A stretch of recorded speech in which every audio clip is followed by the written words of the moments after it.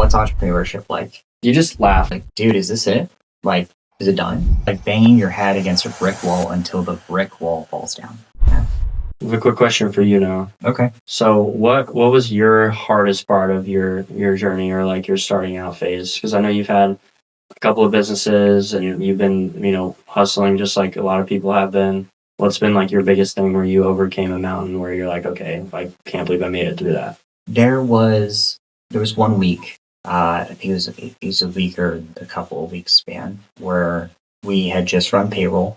IRS came back to collect on taxes because my CPA was just awful. We waited like 6-8 months to be able to file our taxes. We constantly had to keep on top of her. It'd be a week or 2 weeks before we ever heard back from her about anything. That's for sure.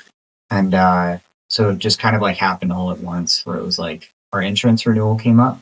We had to pay a ton in taxes, and a bunch of late fees and all this other stuff. It's almost like that feeling when the first of the month hits. Yeah, when rent and everything comes up. Yeah, all the money you made is just gone already. Yeah.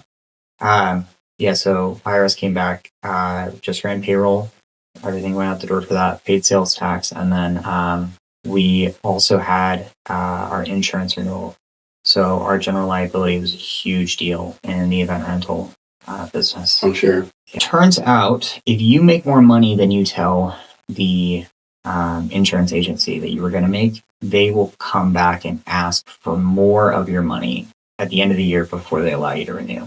So we had to renew it was in like June. So, 4th of July was right around the corner. Mm-hmm. Obviously, we've got events stacked for 4th of July. Yeah. And I'm waiting. So I'm trying to renew, and they're coming back to like, hey, we need an additional $6,000 before you can even start your new policy. I'm sitting looking at an empty bank account. And then the new policy is still going to be an additional like $4,000 or $5,000. Wow. Just like $10,000 then. Yeah, I'm $10,000 negative, and the bank account's like empty. And I remember like that week or two, like we're still doing business, like we're still running stuff. Our general liability hadn't lapsed. We're still going. But I was like, dude, is this it? Like, is it done? Like, is this like how do we even make it through this? And we had contracts with, or not contracts, but we got service to some of like City of Phoenix, City of Mesa, like some of their events. Mm-hmm. The problem was the City of Phoenix takes 90 days or more to pay on invoices, and some of these invoices were like thousands, like $10,000. Wow, yeah. Just like had to do all the work for, and like who knows if you got paid. Mm-hmm. And I remember that all of that hit at once, and I had an admin who, she was the best. She was the best. She's Christian as well. Always believed in us. Always was praying for us. And I told her about this, and she was like, I know. She was like, I know that God is going to take care of this, and it's just about you believing it, and you need to give it. So I did. Right? I was like, okay, it's out of my control. And just do what you can. The next day, I went to the mailbox. The City of Phoenix invoices.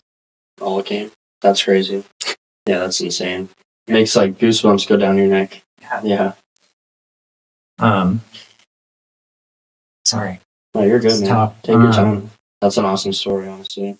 Yeah, it was just one of those moments where like Ramsey has a great saying. It's like, work like it's all on you and pray like it's all. Mm-hmm. There comes a time where you just come to the end of yourself, right? And it's like, okay, I have done everything that I can do. Like, you're just like second guessing yourself. Yeah, it's like, dude, this is it. Like, there's options kind of thing. Yeah. Yeah. What do I need to start? Like, I mean, I didn't even know what to do at that point, right? Yeah. And then you have those moments happen, and it's like, wow, like I am truly blessed. Mm-hmm. That there is greater than me that is looking out. Yeah. So I would think that was probably the toughest thing that I experienced, was just that, like, that really serious uncertainty of like, I know that there's money coming. I don't know when, but I needed it yesterday. Yeah, exactly. And so, yeah, I mean, from there, obviously then we continued with the event rental business for a long time. We recovered very well. We were able to do all of the jobs that we needed to do. And then we shut down by choice or scaled back by choice after I met my wife. And from that point forward, then we were like, hey, we're going to do something different. And that frustration of like not being able to hear from my CPA, like not knowing, like now I know that all of that like seasonal kind of like cash flow, if you want to call it that kind of stuff, is all stuff that's predictable if you know how to predict it, and like if you know your numbers and your finances. And so that's where I got into wanting to help other business owners with, like, first of all, as a service, like one of our hard rules will be that we always respond. We even we even have services where you can choose the level of access. So like I have clients who I take a specific number of them on, and it's like, hey, you have my personal phone number. You text, you call me, like you're going to get an answer from me. There's no like, hey, I sent him an email a week ago and nothing's happening. Yeah, exactly. I with that too. It's so frustrating. It's like, dude, I'm like this. I need you. Like, what are you doing?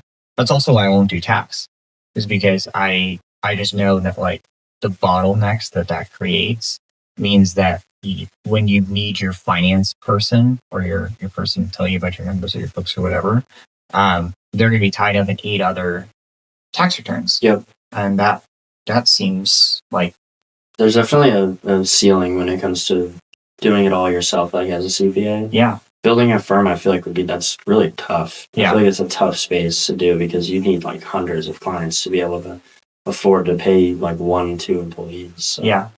Well, it's a volume game for sure. Of course. Exactly what you said. And you have to do it for like companies, I feel like would be the biggest thing. Yeah. And that's not how most firms operate, right? Because No. most CPAs are going to be like, they don't look at business.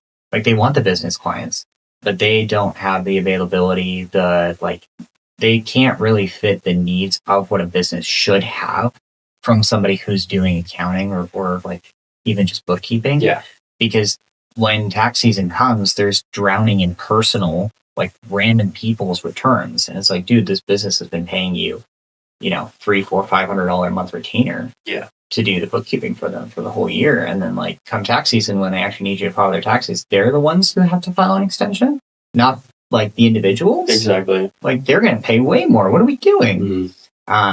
So yeah, I think just like general entrepreneur's journey tends to be just one of those things of like, you find a problem, you solve it really well, and then you just go and take your solution and you do it for other people. Yeah. Right? But you have to like eat shit a couple times before. Oh yeah. Oh yeah. It's just a couple of.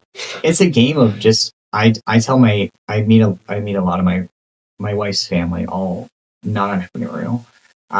There's, I think, one other person in there who owns their own business. So him and I have talked a couple times. It's been really helpful, but it's very funny to me when I talk to them because one of them was thinking about getting into like starting their own business. And I told her, I was like, if you want to, I will sit down with you for an hour and I will walk you through all of the steps that you need to take in the next 9-12 months. And if you do them, you will be a $100,000 business by the end of the year. You just have to want it.